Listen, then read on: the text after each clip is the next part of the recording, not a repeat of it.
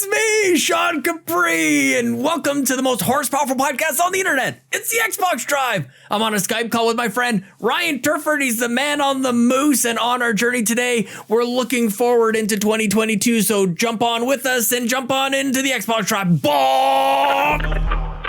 Greater than X.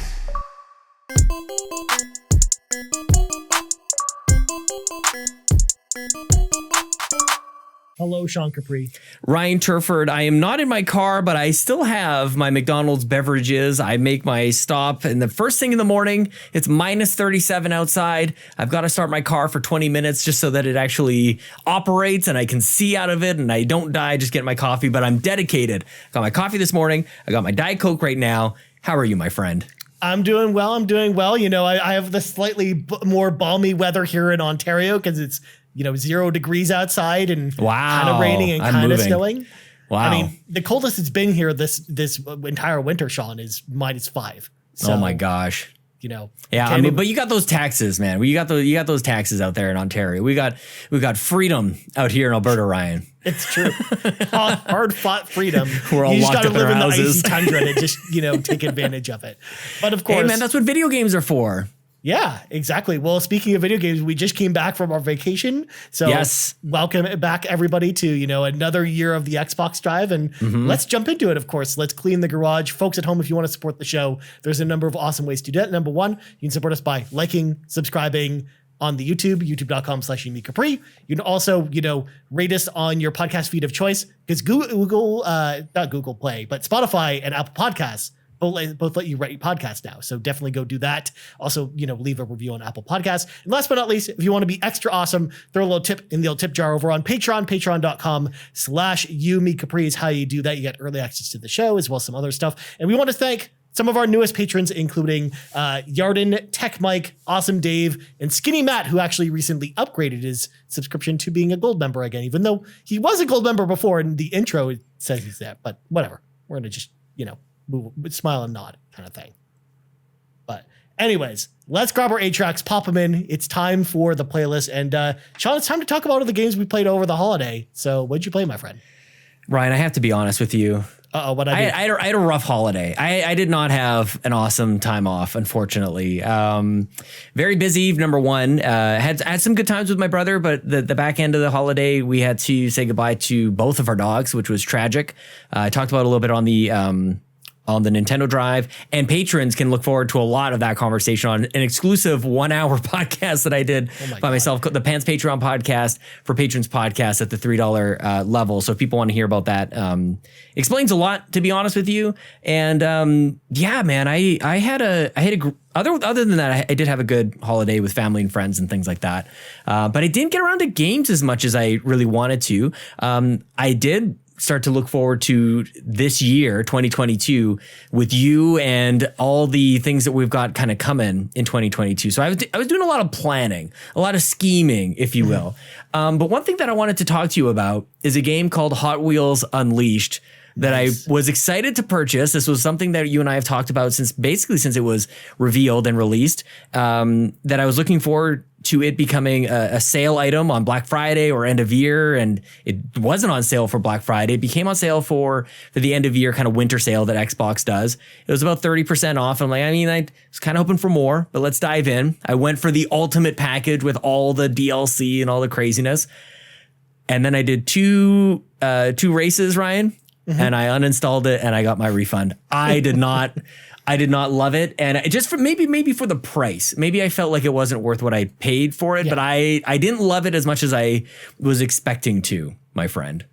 Yeah. I mean, especially with the price, I think it was on the store, cause I think it was like $80 or $90 for that Ultimate Edition still. So sure was. I can totally get that. Whereas I actually got my copy for $30 on Switch, and I mean, it's fun there. So I don't know, like I wasn't really losing too much from not playing it on Xbox, and plus it was just so much cheaper. So I could imagine that sentiment from it being, a $90 game or whatever, like it's probably not worth that much, but it's very arcadey. I just didn't want to spend that much. And also, to the point that I just made, I didn't get around to playing like a whole lot, and I've got other games that I really do want to get to. So yeah, spending that kind of cash on a game that was like in addition to everything else was not so much. But the other game that I've been playing a lot of actually and trying to, get I'm chasing high scores and Chivos on this, which is really, there's only hard ones left to do, which is Furi, the boss rush game from the game bakers. It is one of my favorite games. I've talked about this in the past. I was going to say, I think you talked about it last episode too. I continue to play it up again. Yeah. Yeah. It's to the point now, like, we actually got a chance to just sit down and hang out with my wife. My wife, a couple times, she'd be playing Pokemon on one TV and I was playing a variety of games over on mine. And Furi was the one that kept coming up for me. So, and Halo is in there. Like, there's a bunch of other stuff that's kind of sprinkled in. It's just nothing like terribly noteworthy. I did not get to Guardians. I did not get to Riders Republic. Those are on my whiteboard. And goodness gracious, I gotta get to those damn games, my friend. You'll get to them eventually, Sean. I have faith. We'll see. But we'll see. But that's you? Crazy that I know that we were talking about Furi the last time that we talked. And I love that game. Favorite games. I can't believe you're still playing it. It's like it's so been good. almost a month since the last time we recorded. I know. Well, I'm chasing high scores on it. Like you get graded on how well you do. So yeah, I'm sitting there like playing and replaying bosses, and it's so the music is so good. Even my wife was like, I kind of like the music to this. Like it's really even just for the soundtrack. People should check out the soundtrack for Furi. It's really. I mean, good. I'm just gonna throw it out there as well. I know you were playing a certain other game that's not on Xbox a lot as well, and that being UN Squadron. That also has Squadron as well. Dude, so. I'm telling you, UN Squadron. Yeah, I played a variety of kind of non-noteworthy games. Like I wasn't, and what I would say to that is usually at the end of the year, I feel like this terrible pressure to like catch up and anything that I had missed, like Death's Door, I didn't get to a whole lot in the games I just mentioned. Like I try to kind of scramble at the end of the year to kind of get to them, and it never works out, and it just adds to my stupid game anxiety anyway. So I just avoided all that and played games that I know that I love, and that I had from that perspective, I had a good break. So makes sense. Whereas for me, on my list, it's very short as well, even though it's only been a month. So jealous though. I did play Mass Effect Legendary Edition. I talked about this good. the last time we recorded because I was playing through Mass Effect 1, was just starting Mass Effect 2 the last time we recorded, and I just finished 2 and 3 over the last couple weeks. But I had the exact type of experience you had where I also didn't play a lot of games over the holiday, mainly because I actually wasn't able to do so. I had, I was actually busier at work than normal. Surprisingly, like you worked on Christmas Day. Holiday. Yeah. I mean, I actually had 2 days off basically from the time we recorded till God, a couple days ago. So yeah, I had like not a very productive holiday as far as games are concerned. So I'm actually on vacation now because I actually have my Christmas vacation later, mainly because we're gearing up for the Olympics in next month. So I wanted to make sure I had time off before that happened as well. So I'm basically off for the next 3 weeks. So expect me to talk about more games next week, but Mass Effect Legendary Edition, you alluded to it, Sean, still awesome. It's still great collection.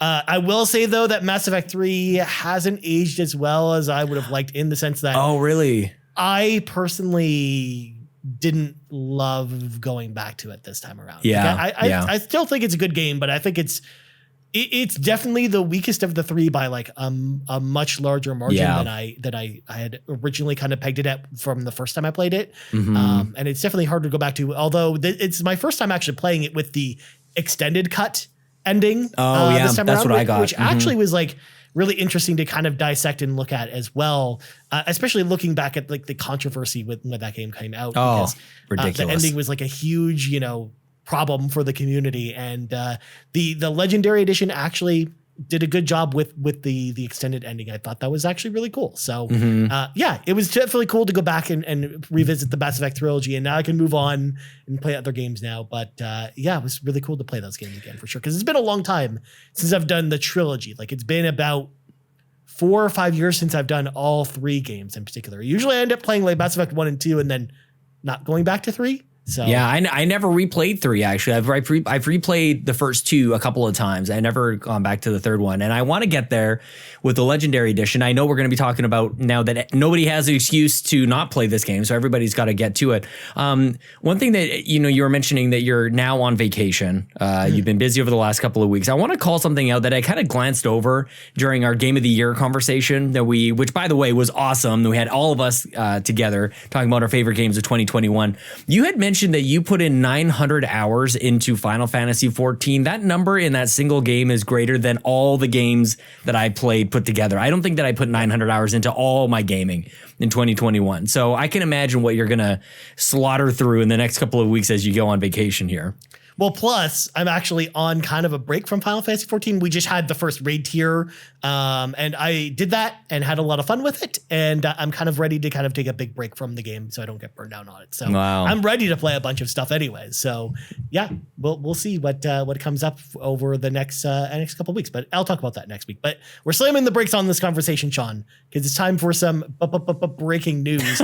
And I want to get through this kind of quickly because we have a big topic of the show this week. We sure do. Make sure we give the time to. So first off, the following games are coming to Game Pass, and until I say a specific date when we get to Spelunky 2, all these are out right now by the time you're listening to this. So we got Gorogoa, Ouija, the Pedestrian, Embr with Ound and E at the end. And then we got Mass Effect Legendary Edition, of course, as you kind of alluded to. Speaking of that game as well, I want to throw in Brent Robinson at Okotok's Lawyer, who asked us, when will Mass Effect Legendary Edition come to Game Pass via EA Play? And what time do you think that's going to happen? Obviously, it's out right now, Brent. So we're good. When did he send that? Was that like 2 days ago or something? Was that like a day or two ago? 2 days ago, and we just got the announcement yesterday about it. Absolutely amazing. I mean, it was hilarious. I love that Brent remembers that EA Play is part of Game Pass. I think that most people totally discount that. It's worth remembering that that whole, the vault system, it's all there. It's actually really good for anybody who's been there since day one, like I have. I've always liked EA Play, or EA Origin as it was back in the day. So yeah, shout out to Brent Robinson for manifesting this into place. I think this is all because of him. And he wasn't the only one actually who had said that after I had because I had posted on Twitter like 2 days ago that I beat Mass Effect 3 again. And I had multiple people actually had like throw on the post is like, oh, I can't wait for this to come to Game Pass. And so good, man. Yeah. And then Outer Wilds is actually coming back to Game Pass. It actually was on Game Pass day and date when it launched on Xbox, but now it's actually back after it left again. Garrett Bland is rejoicing. Exactly. But then on January 13th, we're getting Spelunky 2. Good get. And the Anachronus. Spelunky 2 is actually going to be a day and date release on Xbox because it was on PlayStation 5 and Switch exclusively before, but it's finally coming to Xbox and it's launching into Game Pass day and date.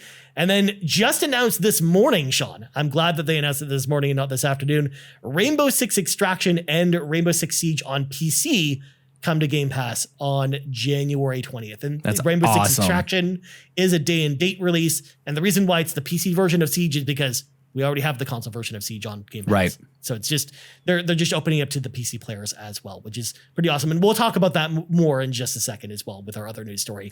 Well, shout out to, hang on. Rainbow Six Extraction, I was excited about on E3. I actually really liked what I saw from Ubisoft. So that was number one. I'm really excited to try that out. And also the RPG Luminary reached out to me on Twitter with a recommendation for the Pedestrian, which you just mentioned is coming to Game Pass, as well as a fun puzzling platformer game or a puzzle game that takes about 3 to 4 hours to complete. So he's kind of got my attention on that. I might go check out the Pedestrian, in addition to the dozen other games that you just mentioned. Holy crap. What a good get. There's never enough games on Game Pass. Great lineup. You're right. Yeah, not enough. But then speaking of not enough games, the following games are leaving Game Pass on January These are all 15th. fine with me, by the way. Desperados 3, Ghost of a Tale, Kingdom Hearts 3, Ooh, that one Mountain Blade Warband, Pandemic, Uick, a postmodern RPG, and then PUBG is actually leaving on the 10th, but it's actually becoming a free-to-play game on the 12th. So it's crazy it wasn't already. I thought it had gone. I know that they were planning on making it free to play. I can't believe it hasn't happened yet. And Ryan, I want to ask you, is Xbox maybe jumping the gun by saying that the pandemic is over by removing it from Game Pass? Maybe a little too soon. Maybe a little bit. We need this board game on Game Pass. Come on, guys. If only. But either way, I mean, Kingdom Hearts 3, you kind of alluded to it there with your reaction. But yeah, I think that's definitely the biggest loss. Especially because I think we lost the other two Kingdom Hearts collections that were on there as well. Square Enix stuff doesn't tend to stay on Game Pass. Like they usually end up coming for a year and then it usually leaves. That's why I think like this year we're probably going to lose Octopath Traveler at some point as well. So that's another one that maybe like if it goes on sale, maybe keep your eye on that one as well to maybe pick up. Well said. Then Our other news story this week, of course, again, just came out of nowhere this morning. Ubisoft have announced that Ubisoft Plus is coming to Xbox platforms sometime this year. This is the Ubisoft subscription service where you get access to all of the Ubisoft games on the platform. It's currently only available on PC, so you get every PC release. And Stadia? Is it on Stadia? Oh, yeah, it is on Stadia as well. I think they announced it. I don't know if they actually did it. I can't remember. But I feel like there's a Stadia connection. You just reminded me. I forgot about that as well. I tend to just block Stadia news out of my mind. We complement each other nicely, Ryan. Come on. I guess. So this was actually confirmed in a later tweet, though, that it will not be coming as part of Game Pass. So it's not going to be like EA Play. You're going to have to subscribe to it on its own. For now. It was only confirmed for the Xbox platform, and there will be details at a later date as far as pricing, as far as what games are included as well. Because, for example, is this just going to be the Xbox One selection of Ubisoft games, or is it going to include the backwards compatible Ubisoft games? Yeah, there's a whole ball of wax that they kind of have to iron out here. And the blog post was just announcing that, hey, this is happening and we'll tell you more about it later kind of thing. If only we could, man, maybe it might be worthwhile for us. I don't know at what point we do this, but I'd love to do a bit of a comparison of Ubisoft Plus with EA Play and how it compares on PC, Xbox, and PlayStation. That might be a topic for Console Wars with me and Joe to talk about, because one thing that you just touched on that I think is critical to this whole thing is how does backwards compatibility work with any of this stuff? And how does PlayStation do that? That might be the reason, I imagine, why Ubisoft Plus is not coming to PlayStation. I think that's probably the core piece more than dollars and cents or anything else. I think it's just is the offering even worthwhile? But we also know from before that PlayStation looked at EA Play or EA Origin back in the day and we're like, we don't see value in this. We want that. They wanted their subscription services, I think, to stand on their own. So PlayStation in the past has shown a bit of a different approach to these things being available on their platforms. Yeah, I actually think that Ubisoft Plus, just like EA Play, will come to PlayStation at some point. It's just going to come down the road whenever they feel like putting it there. Whereas just Xbox just seems like way more open to people putting subscription services on their platform. I just think the library, it lends itself to the library, which is current games, but also older games as well. Yeah. So how does that work? I just don't think that works very well. Especially with Ubisoft in particular, because they're one of the biggest backwards compatible supporters. Exactly. Because almost every game that they released on the 360 is backwards compatible. Mm-hmm. All the Assassin's Creed games, all the Far Cry games, all the Rainbow Six games, all the Splinter Cell games, and even the original Xbox as well. They have most of their lineup there too. The only thing we're really missing is Rainbow Six 3 and then all the Ghost Recon expansions and other games that were on. It's back compat. This is why we don't have time for the conversation today, but I think it'll be interesting to look at what is available on Game Pass already. So what are you gaining from Ubisoft Plus? I think it's mostly just the new games that is really the valuable piece. Because you get correct me if I'm wrong, and I haven't really looked into this on the PC, but Ubisoft Plus, you get if the new Assassin's Creed game came out, you get that. All Ubisoft games day and date. That's it's Game Pass for Ubisoft. Truly, it's a more true comparison, very similar to each other, more so I think than EA Play. Well, EA Play on PC, they offer EA Play the Premium. Plus, I think it's called, or Premium. Which has all the day and date games on it. So it's exactly that, but for Ubisoft. That's the closest comparison I would have. Yeah. So, yeah, we'll talk about that more when we get more news about it down the road. But as you alluded to, we got to move the show on because we got about 20 minutes to kind of go over our topic of the week, Sean, and that is our predictions, our annual predictions episode. Of course, it's the first episode of the year. Sean and I have come equipped with our predictions for what's going to happen in the world of Xbox this year. And of course, all of these are going to be correct, right, Sean? We're not going to have any, wrong answers here. We're always correct. I think we did I think we were 1,000% bang on last year as well, Ryan. So this is your dedicated source, man. If you guys want to know, this is the podcast to be tuned into. We'll lay it out here. You said that, Sean, because spoilers ahead, man. That's the thing. We should put a spoiler warning on this year. I'm so excited to go through our predictions from last year because we got to determine the winner. Sean was actually the winner from 2 years ago because we did we went over our predictions before because I just listened to the episode, of course, to compile this. So, Sean, I'm going to start with you. And I don't know what's coming, by the way. First up, Cyberpunk 2077 comes to Game Pass on holiday 2021. A quote when Sean said this prediction, this will complete the redemption arc for Cyberpunk 2077. Of course, didn't come to Game Pass, so 0 points there. And then this one is really interesting because we both had Forza predictions because this was around the time we were getting rumors from Jeff Grubb that Yeah. There was going to be a Forza game of some kind in 2021, but we didn't know what it was going to be, whether it was Horizon or something else. So you and I made a bet where my first prediction, to spoil mine, was we will get a new Forza game in 2021 at some point. That was my prediction. It was very broad.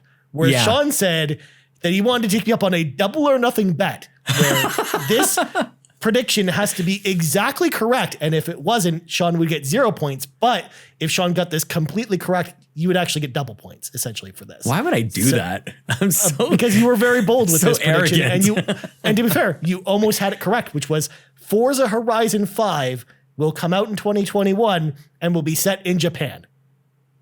Because it was, and you emphasized the Japan part as being the key part of the prediction. So unfortunately, Sean, you get 0 points. So cliche. Like, that was so unoriginal of me to say Japan, because it was based on, like, we'd seen like a poster somebody had done it at some point. It looked cool. Yeah.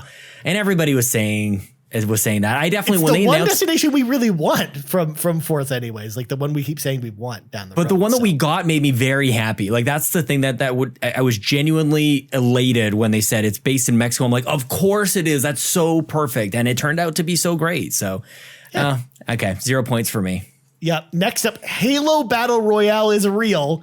A beta for the Battle Royale mode will be available summer of 2021.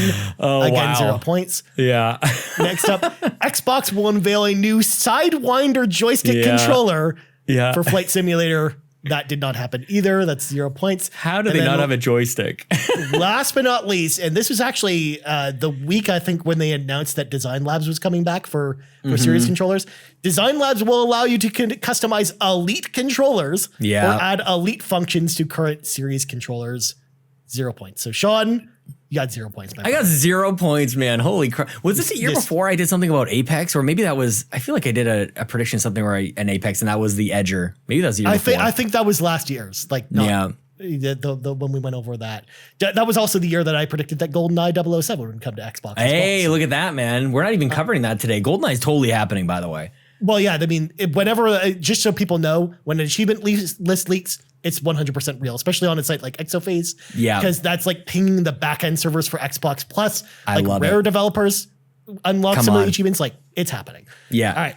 As for Ryan's predictions, first up, we will get a new Forza game in 2021. And I kept hammering home that I believed in the power of Jeff Grubb. Well, Jeff Grubb earned me a point, Sean. So I got 1 point. Such bullshit. From that.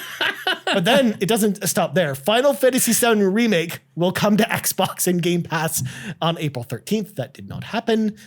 By year's end, we will have a new announcement of new backwards compatible games. Oh. And of course, that had gone dark for years and years and years. But yes, we finally got new backwards compatible games. Such a softball. I can't, like, we need to do odds on this, man. Like, I mean, we do it in the E3 I gave you odds on one of them and you got it wrong. You messed that one up yourself, Sean. All right. Well, I hope you're proud. I guess I did. And then my last two, Microsoft will buy a large Japanese studio by year's end, 0 points. And then a new Persona game will launch on Xbox in 2021. That did not happen either. No. So I got 2 points. Sean got points. 0. So Ryan is officially the winner of predictions for 2021 with my softball predictions, according to Sean Capri. But I don't know. Again, you had to think about it with the time and place, especially with the backwards compatible stuff. I just threw that out there because it was the anniversary for Xbox, so I assumed that they would do something special to go along with it. But they had been very adamant at that point that there were going to be no other backwards compatible games. Yeah.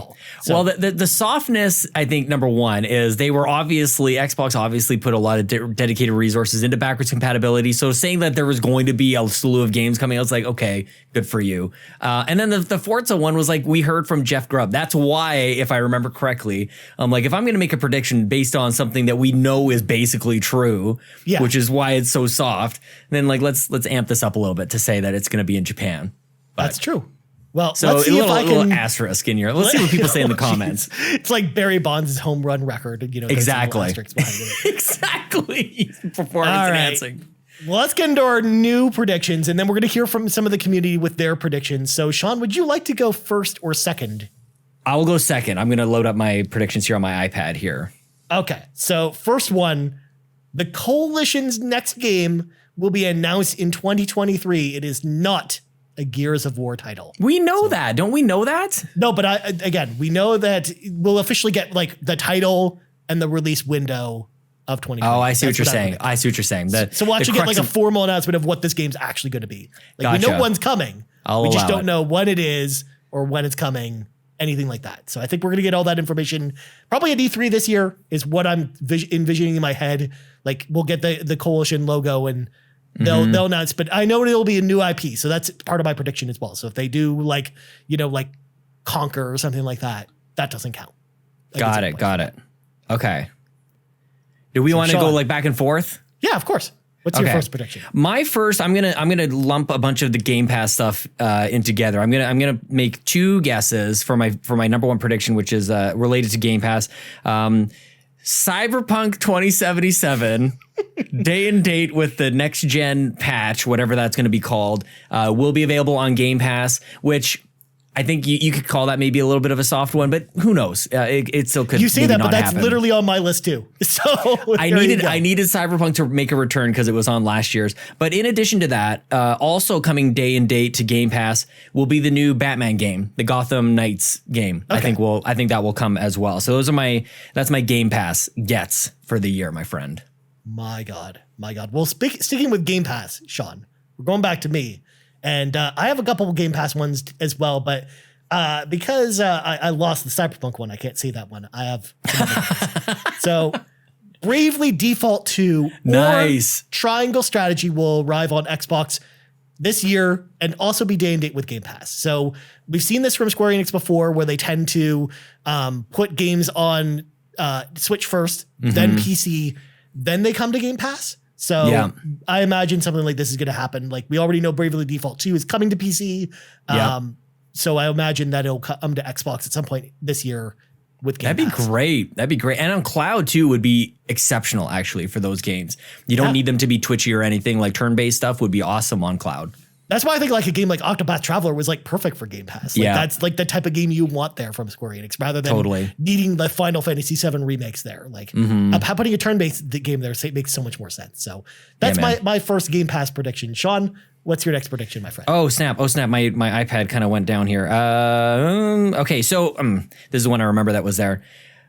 Let's see. I don't know what studio is going to do it, but we're going to get a Quake announcement. And Quake is coming back, and it's not a remaster. They're not going to redo like Quake 1 or 2. They are going to have like basically what they did with Doom 2016. They'll do that with Quake, and it will probably, this could be like an E3 prediction as well. I imagine it will be at E3. I'm not going to lock myself in on that, but at some point in this year, they will reveal that the next first-person shooter sort of reimagining game is going to be Quake, and I will be so excited. You have no idea how much I want that to be true, Sean. It has to happen. It has to happen. I love Quake, and it's a franchise I've been missing for a long time, and I wish they would, do something with it that wasn't just, Quake Champions. And I've been saying that ever since Doom 2016 came out, like, please make a new Quake. So yeah, man. That's one even though it would be remiss to me for you to get more points, Sean. This is where you predict Daikatana. John Romero's Daikatana is going to come back. I hate you so much right now. And he's going to make you his bitch. Next up, Halo Infinite's first story expansion arrives this fall. It will be a free upgrade for anyone who already has the base game and will feature Atriox as the main antagonist this time around. So, and we got kind of like a teaser that might happen. So I feel like that's where they're going with the story. And we already know that they're going to be building on Halo, but I think there will be it's going to be a while before we get the next campaign slice, I think, especially with them like not having co-op and Forge coming out. So that's why I think it'll be this fall. There will be a big kind of like maybe 5 or 10 hour expansion to Halo, kind of like what they did with Gears Hivebusters, like almost that type of thing. Oh man, yeah. But it'll just be like an update for the game rather than being like DLC essentially. That's awesome. Yeah, I can't wait to hear more about Halo and what 343 has in store for us, just to keep us playing that game, man. I think they've got something special. I think the community's kind of wavering a little bit at this stage. Like, are we still into this? But yeah, man, they've got a lot of work still to do. They got the launch off, but they still got work to do on that. Yeah, there's still, again, co-op and Forge coming as well. So this is something that might not even come out this year, but I know in my heart of hearts, I think it will. Yeah, so. I think you're right. I like the, and that's where I was going to say it was soft, but then I like the addition of the Atriox. I like that bit. You're going for partial points. I see your strategy here. Yeah, exactly. All right, Sean, what's your next pick? Let's see.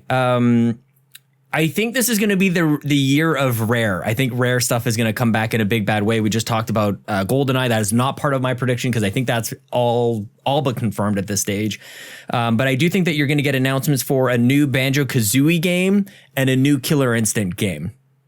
Nice. So I think I'd like to see those come back. Killer Instinct on Xbox One is actually really, really great. And I think you'll see that they've found the developer for the next Killer Instinct game. And I think the Banjo-Kazooie game is further along than we might imagine. And specifically when I talk about this game, thinking about Ratchet and Clank, I think 2016 as well. 2016 was a pretty good year for games, dude. I think in that style. So then who's making it then? Do you think a third party that is kind of working with Microsoft on that one, or is it one of the internal studios that's working on Banjo? I think it's a carved out team at Rare, actually. This is what I want to have happen. I don't know. I have no inside knowledge about any of this stuff, but what I would like to see Rare do is expand almost like a side set of the company to go like, you guys are in charge, almost like Bluepoint does for Sony. Like you guys are just like, you're there to give some love to these old franchises. It still has to be within Rare. I think that would be great, but you obviously have the A team at Rare working on Sea of Thieves and whatever it's called, Everglades, nailed it. Yep, I was there. Yep. So yeah, I don't think that there's any reason to believe that they're gonna have significant resources pulled away from those big new games. I think that's where Rare needs to be, is to continue to be creative and do that for Xbox. But you can't ignore all the franchises that are there, all the IP that exists within Rare. You need to do something with that. So I think they'll do that. Well, I'm glad you brought up Rare, Sean, because my final prediction was going to be this prediction I'm about to read off. But since you segued it so nicely, Sean. Nice. My prediction, my next one, is that there will not be any announcements of any new Rare IPs at all besides GoldenEye this year. The downer prediction. I see your style here. Yeah. Not only that, but as part of this prediction, we will not hear anything about Perfect Dark this year either. So. Oh yeah. There's that too. Holy crap. Yeah. Speaking of Rare IPs, that's one that's out there. So I think you're right about that. Because there's so many people predicting Banjo, Sean, or predicting that these games are coming. But I know right here in my heart, Sean, that they're not happening. And I hate to be the bearer of bad news, or was it a Battletoads one? Did Phil ever wear a Banjo-Kazooie shirt at some point? No, maybe not. It's only been Battletoads. Oh, which, man, by the way, I would love out. to see a Battletoads even get a sequel, but I don't think that's even happening either. So true enough, that should get a sequel. That was good. Yeah, but I think and the reason behind kind of my decision is just I don't think any of the first party studios are working on that stuff. I think they have their own projects at this point, as far as, all the studios that we know about, unless they acquire another studio or something like that. Killer Instinct is actually the one from that you said, Sean, that actually makes the most sense to me, because maybe they bring in like a fighting game studio to do that. Yeah. Maybe even like they did like had like an Arc System Works take on like Killer Instinct or something like that would be really interesting. But I think Banjo is one that I don't think we're going to see for a long time. And likewise, like current Rare, I don't think is really set up to do a game like that. Like they're already kind of struggling from the sounds of it with Everwild, combined with the fact that they really have most of the Rare team is built to build Sea of Thieves, and that's not going to just crushing my dreams, man. Crushing my dreams and everybody else's. I see how it is. I just want the points. Okay, Sean? I want the points. I get it, man. That's what I'm here for. Okay. All right. What's your second last prediction, my friend? My second last prediction is that Xbox will reveal an updated controller with haptic feedback. I think that they will work to try to match what PlayStation has. And I don't know, and you can call me out on this if you like. I don't know if this is, I don't think that they would limit it only to an Elite controller. I do think that they will have another iteration of an Xbox Series controller 2.0 or whatever they're going to call it, that will eventually be bundled in with the next boxes of Xboxes that you will buy. It will become the default controller, but I do think that they will have an announcement about and updating the controller on that front, because it seems like they're far behind on that, and people notice. People love that. But Phil's come out and said that he actually really likes the DualSense and wants to implement some of those features into Xbox. My only worry with them doing that kind of in the middle of the console cycle without replacing all the older controllers, is just developers won't take advantage of it if not everyone has that feature available to them. Like we see it on PlayStation because the developers know that everyone has access to that controller. Whereas that won't be the case on Xbox. But if they do what you talked about, which is kind of boxing it with all of the console bundles going forward, then that gives developers an incentive to do that, because then they know everyone will have it going forward. It would be an unprecedented change in controller, but it only to the level that I'm talking about. It's not like they haven't changed controllers before. Of the PlayStation 3 situation with the Sixth Sense, yes, and then upgrading that to the DualShock 3, essentially. And yeah, actually, that is more akin to what Xbox has done in the past, which is change out the audio out that they had before. They've changed that, and then they've added Bluetooth as well. So like they've made changes. This would be the most significant for sure. But I do think that they don't allow PlayStation to have this this lockdown throughout the whole generation. For sure. All right, my last prediction, Sean, is a Game Pass prediction. It's one that I've been hoping that they do for a while now, ever since this game came out. Tales of Arise comes to Game Pass in April. Oh, I like this. I've been given a month. Specificity. Given a month. Yeah, you almost got a groan from me. Okay, I'll give you that. No, because Bandai Namco has a history of putting their games on Game Pass that are not their licensed games. So, like, we didn't see Dragon Ball Z Kakarot come to the service, but all their non-licensed stuff like Scarlet Nexus and stuff seems to be coming. So, Tales of Arise, I think, is the next one up. It comes out this April. I think they don't want to do it too soon. It's not going to be in the next month or two, but if it doesn't come out in April, this prediction's null and void, and I get 0 points. Fair enough. Okay, 0 point. Okay, not even going like partial, like that it comes out at some point. Okay, it has to come out in April.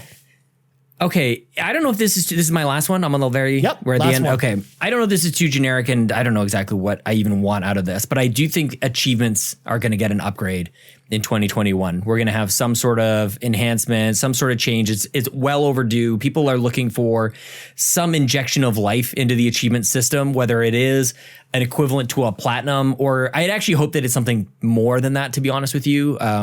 But I do think that we're going to have some big achievement adjustment in 2021 or 2022. Okay. Damn, we're not even in the same year anymore. We keep forgetting it's actually 2022. Holy it's weird crap. to say, Sean. I know. My God.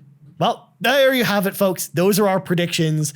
We got 5 minutes left, so we got to quickly cruise through some of our submitted requests. So first of all, thanks to everyone for submitting your predictions to us. Let's start with Court Lalonde. At Court Lalonde, it says, I predict that we get an announcement from Machine Games on what they've been working on, and that it is not Indiana Jones that is coming out this year. Also, a Jedi Fallen Order sequel will be announced this year. Oh, going third party there. I like it. Okay. Yeah. I think that's interesting. Next up, we got Tyler Kopp at Acid TK03, who says, depending on when Tango Gameworks releases Ghostwire Tokyo, they'll announce their new game later this year. The Evil Within 3 would be great. That would be amazing. Well. Oh my gosh, I love those games. I would love to see what they're doing after Ghostwire Tokyo, especially because that's a PlayStation exclusive. But yeah, we'll see. Although, who knows? That game will probably come to Xbox at some point too. Yep. Next up, Dave Harp at Dave Harp on Twitter says, what's up, Dave? Not so bold prediction. Xbox Live Gold will either be folded into Game Pass or just go away completely. I mean, that's something we've been waiting to happen for forever. Mm-hmm. But it sounds like they weren't going to do that until there's like a certain number of users that they have to hit with Game Pass first. I think it is. I don't think it's quite as a given as maybe people are thinking. I think that's a tricky thing to unravel, to be honest with you. I think they tried to do something naturally with the price jump there. I think this is tricky. I think they'll probably just continue to make Xbox Live Gold look like terrible value with the bad games we continue to get with this service, man. I actually think it's more likely that this is probably like an end of console thing. Like when they move on from the Series X and S to whatever the next console is, I think that's when they fold everything. Mm-hmm. So next up, Nick Fitkin at Nick Rawl on Twitter says, Final Fantasy VII Remake officially comes to Xbox. There it is. And day one Game Pass at E3, where I think they'll announce Final Fantasy VII Remake Part 2, or at least get the first trailer for it, since we already know it's announced. Nice. Yeah.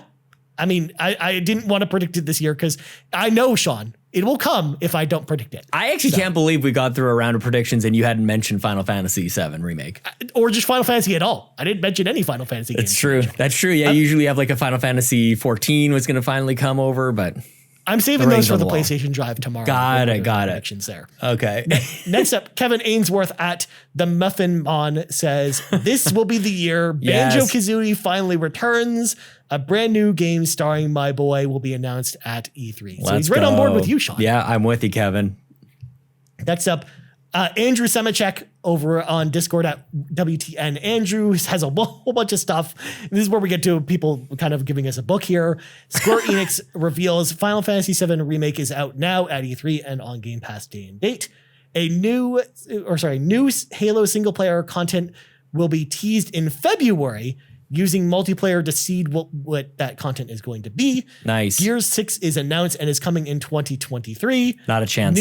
A new Xbox console is revealed, but it's just for xCloud, and it's basically a Fire Stick that comes with an Xbox controller. That I actually could see happening. I could see that, yeah. They've talked about that type of thing being in the works. Series and T. Last, Marvel reveals Xbox exclusive Hulk game. Nice. Will be developed by a Microsoft studio, and get it because he's green and Xbox is green, Sean. Oh, I actually didn't put that together. I just thought he was kind of grabbing at whatever next Marvel one we could get our hands on. But I actually think this is not going to happen at all because I think they're too entrenched with Sony, and I could see that Marvel. continue. Yeah. Well, that's why I went Batman and Game Pass. I think the WB relationship will be cultivated this year, whether or not they actually go out and buy them. I don't think that's even on the table anymore, but I think Game Pass is where that can live. Because if anything, I actually see like if Disney's going to interact with Game Pass at all, it's probably going to be Star Wars and not Marvel. Like that's just my prediction. Well, Indiana Jones. Well, yeah, there's that Lucasfilm. too. Yep. Unless that's revealed to be a PlayStation exclusive, Sean. You never know. Next up, Hambone Johnny says a new tier to Game Pass that features Ubisoft games. Yeah. Obviously, we kind of alluded to it with Ubisoft Plus. Doesn't sound like it's going to happen yet, but who knows? And then official Series X and S themed skins to customize your console. So probably similar to the PlayStation faceplates. You just stick them on like stickers. Mm-hmm. And then a new Banjo-Kazooie tower defense game. Yes, Sean, yes, that would be great. That's exactly what I would get to. That would be like, that's what Nintendo did with Metroid. They're like, you want a new Metroid game? Here's Federation Force. You want a new Banjo-Kazooie game? Here's a tower defense game. My God. Yeah. They would never do that to us. But not least, Trucker Sloth has a whole bunch here. We get an announcement of a new fully powered boxed all digital edition console. So probably like a Series X, but all digital. Yeah. From the sounds of it. I predicted that at E3 last year. I don't know. Maybe. We'll see. I think it's too soon for that. Maybe they do that in next year. I don't know if they need it. When they do slim version of the console, I guess. Yep. Also, he believes that they will drip feed Halo campaign content a little by little each quarter. Yep. Tiny bits of story slowly building up over the year with a big drop leading into another biome. Nice. Hopefully Specific. next holiday season. So yeah. Kind of similar to my idea, but then kind of doing it more drip feed rather than a big expansion. I like it. They do a bunch of work to the servers, and you're able to play via xCloud, and that expands to being much bigger throughout the year with some new hardware to go with that, probably like the Fire Stick thing we just talked about. Hoping for a bit of an update to my second favorite series, The Outer Worlds. Nothing major, but maybe a plot teaser. We know Outer Worlds 2 is coming. We're getting a sequel at some point. Mm-hmm. So I don't know if we're going to hear about that this year. That teaser was one of the best teasers ever. For the sequel, it was amazing. Yeah, if people haven't seen it, they forget. It was very jokey. Very, very good. And then Xbox fades out Xbox Live Gold in favor of Game Pass Ultimate. And then Sean and Ryan get invited to Xbox's E3 as guests so they can rub elbows with all the bigwigs in the industry. Please let that happen. I would love for that prediction. Yeah, but I don't know if we're going to be allowed to touch anybody, at Probably E3. We're not rubbing Even nothing then, with do anybody. We really want to touch anybody? I don't know if we're rubbing nothing. That would be very cool, man. Yeah. But anyways, that's all our predictions. Dude, the freaking community just showed up, man. They had almost no time to come up with these things and very detailed. I love it. We'll have to remember that for our tracking for next year. We'll have to bring in everybody else. They're going to all go in the document. So we'll talk about them in a year from now. But Sean, we got to go. But before we go, Sean, plugs go. I am so excited to see what this year has in store for us. You can follow me on Twitter and on Twitch at Sean Capri, Sean like Connery, Capri like the pants. We're back with Halo Saturdays, so come join us 10 p.m. Eastern Standard Time on twitch.tv/Sean Capri. Very nice, my friend. As for me, you can find me on Twitter at Ryan Turford. You can find us on YouTube at youtube.com/Yumi Capri, on Twitter at Yumi Capri's, on podcast services around the globe as well. So for Sean Capri, I'm Ryan Turford. This has been episode 221 of the Xbox Drive, and we out. Bye. It's going to leave you hanging there, man. The Xbox Drive is fueled by patrons at patreon.com/Yumi Capri. And from the bottom of my heart, I am so grateful to the nearly 70 patrons who support us each and every month. With special thanks to our Capremium producers, Dallas Ford, Lee Navarro, the fearless leader of the Phoenix Overdrive Extra Life team, and Jonathan Brown, the man behind the music on the Xbox Drive and the Nintendo Drive. You can support Jonathan Brown at youtube.com/gamingpurplemonkey. Our platinum producers, Robbie Bobby Miller and Trucker Sloth, and all of our gold members, Argo, Benji Kong, Brendan Myers, Dallas Robbins, Dano, Emily O'Kelly, Foolish Fuji, Heather Boney, James Johnson, Dr. Doom, Joel Brooks, Jose Jimenez, Mac Time, Marcus O'Neill, Mr. and Mrs. Nasty Boots, RJ Kern, SkinnyMatt, and Xavier Reyes. If you'd like to support this show, go to patreon.com/YumiCapri and choose the Patreon tier that works for you.